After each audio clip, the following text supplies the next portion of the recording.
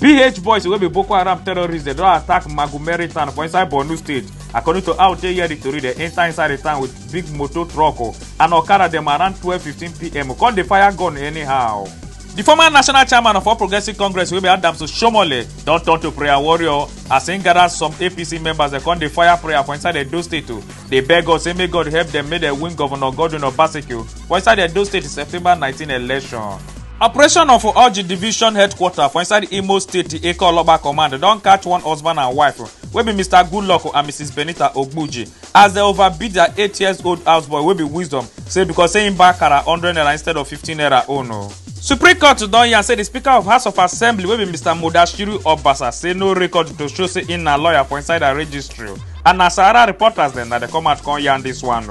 Natural katakata wey they call Hurricane Hannah don scatter some part of Donald Trump wall for inside US boundary.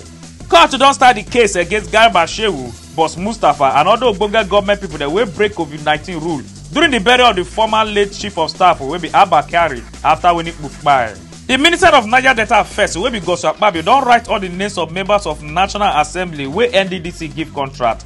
Number 1 na the former chairman of House of Representative Committee wey dey torchlight NDDC matter, wey be Nicholas Mutu. Number 2 na Senator Peter Nwoboshi. Number 3 na Senator Matthew Ohohide. Number 4 na Samuel Anyanwu. Na video of the day be this, and e no sweet belle at all. This na Pidgin Newsman about and reporting. My name na MC Nehi. Make una enjoy una day.